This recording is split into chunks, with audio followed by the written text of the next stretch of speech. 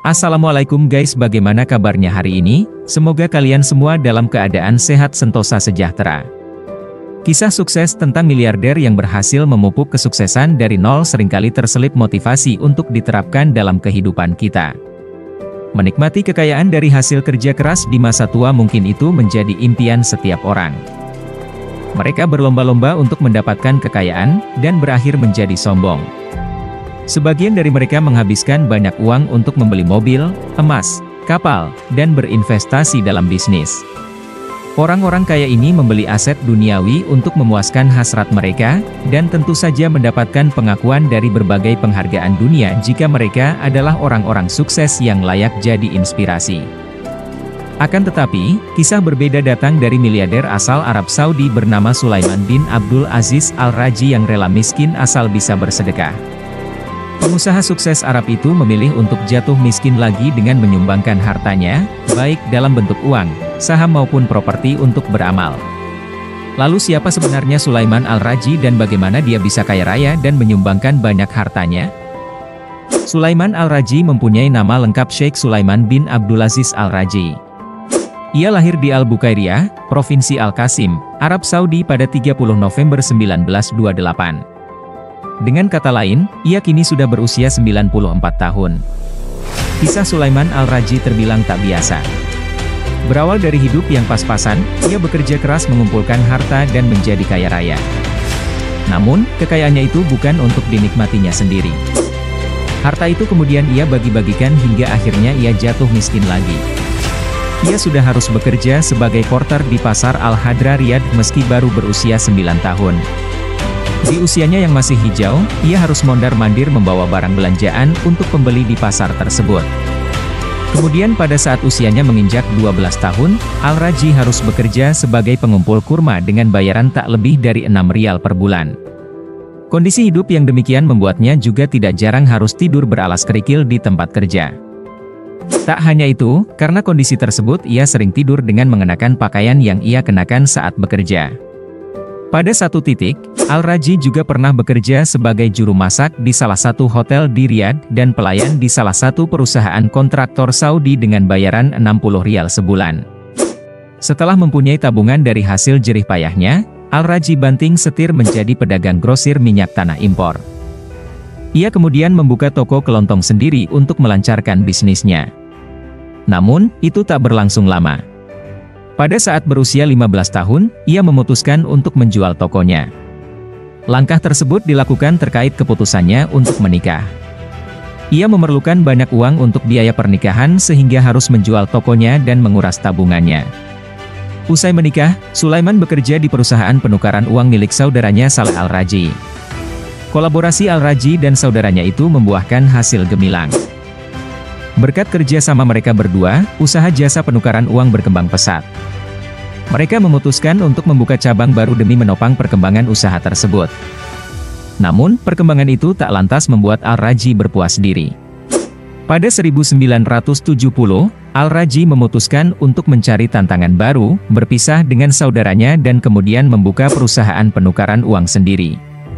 Berkat kepiawaiannya, bisnis tersebut membuat usahanya berkembang pesat.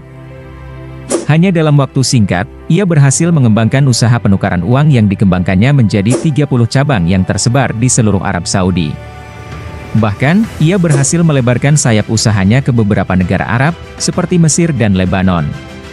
Setelah sukses dengan pengembangan jasa penukaran uang itu, pada 1978, Al-Rajhi kemudian kembali berkolaborasi dengan ketiga saudara, Saleh Al-Rajhi, Mohammed Al-Rajhi dan Abdullah Al-Rajhi membentuk payung perusahaan perdagangan dan penukaran Al-Rajhi. Setelah 2 tahun berjalan, perusahaan tersebut berubah nama jadi Al-Rajhi Banking and Investment, yang kemudian menjadi cikal bakal lahirnya Al-Rajhi Bank, salah satu bank syariah terbesar di dunia. Bank tersebut tumbuh besar hingga memiliki 600 cabang yang tersebar di Arab Saudi, Kuwait, Yordania hingga Malaysia dan memiliki aset hingga 88 miliar dolar Amerika. Kegemilangan kinerja banknya tersebut membuat kekayaannya melejit. Berdasarkan catatan Forbes, kekayaan Al-Rajhi pada 2011 kemarin tembus 7,7 miliar dolar Amerika. Kalau dirupiahkan kekayaan itu tembus 112,9 triliun rupiah. Namun, pada 2015 kekayaan itu turun menjadi tinggal 2,1 miliar dolar Amerika atau 30,8 triliun rupiah.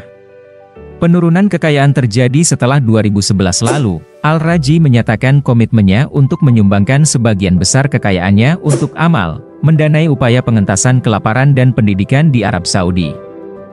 Puncak dari komitmen itu, ia mentransfer 20% sahamnya di Al-Rajhi Bank pada 2013 lalu ke lembaga amal. Karena amalnya tersebut, Al-Rajhi harus rela terlempar dari daftar orang kaya versi Forbes. Al-Rajhi bercerita bagaimana ia akhirnya bisa kaya dari bisnis perbankan dan mengamalkan seluruh hartanya.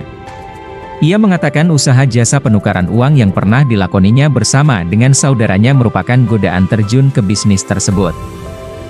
Selain itu, ketiadaan lembaga keuangan syariah juga menjadi faktor pendorong utama. Ia mengakui tidak mudah memang meyakinkan semua orang soal bank syariah. Maklum, percobaan pertama yang ia lakukan dalam mendirikan bank syariah dimulai dari Inggris. Saat itu kenangnya, permohonan untuk mendirikan bank syariah banyak mendapat penolakan dari otoritas perbankan setempat. Ini karena para pejabat Inggris yang bersangkutan tidak tahu apa-apa tentang perbankan Islam, katanya. Tak mau menyerah, ia akhirnya terbang ke London untuk menemui manajer Bank of England dan dua wakilnya guna meyakinkan mereka bahwa bank syariah dapat membantu memperkuat ekonomi dunia. Upayanya membuahkan hasil. Ia akhirnya berhasil meyakinkan otoritas dan berhasil mendapatkan izin mendirikan bank syariah di Inggris. Dengan rahmat Allah, perbankan Islam berhasil terlaksana dalam 1 tahun. Mereka memuji saya atas inisiatif tersebut.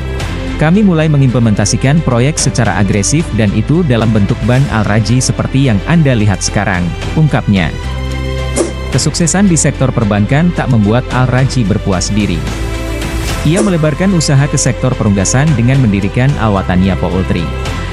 Ide mendirikan usaha perunggasan itu muncul setelah kunjungannya ke proyek unggas di luar negeri. Saat kunjungan, ia melihat cara menyembelih ayam tidak benar sesuai syariat Islam. Kemudian saya memutuskan untuk berinvestasi di bidang perunggasan setelah menganggapnya sebagai kewajiban agama dan bangsa. Saya memulai proyek tersebut meskipun melakukan investasi pada unggas melibatkan risiko tinggi pada masa itu, ucapnya. Kini Al-Wataniya telah menjadi perusahaan penting yang berperan penting dalam mencapai ketahanan pangan dalam banyak hal di Saudi. Perusahaan berhasil menguasai 40% pangsa pasar di kerajaan. Dalam menjalankan bisnis perunggasan, Al-Rajhi selalu memberikan makanan ternaknya secara alami. Tak hanya itu, dalam proses penyembelihan, itu semua dilakukan juga sesuai dengan syariat Islam. Meskipun menjadi pengusaha yang kaya raya, Al-Rajhi tidak lupa diri. Ia tetap menganggap semua kekayaan yang dimilikinya adalah anugerah Allah yang harus dijaga jangan sampai dimanfaatkan untuk kegiatan yang tidak bermanfaat. Layaknya orang kaya yang punya banyak harta dan bisa membeli apa-apa, Al-Rajhi justru memilih untuk tetap hidup sederhana. Ia tidak mau memiliki pesawat pribadi. Dalam berpergian pun, ia lebih menaiki pesawat kelas ekonomi. Selain itu, Al-Rajhi juga tidak punya kesenangan berwisata. Saya bukan orang kikir. Saya orang yang waspada dengan pemborosan dengan keyakinan bahwa Allah menganugerahkan kekayaan kepada kita bukan untuk menunjukkan kesombongan atau pemborosan tetapi untuk menangani kekayaan sebagai harta yang dipercaya, ucap Al-Rajhi. Karena itulah, kemudian ia bertekad untuk mengamalkan uangnya supaya lebih bermanfaat.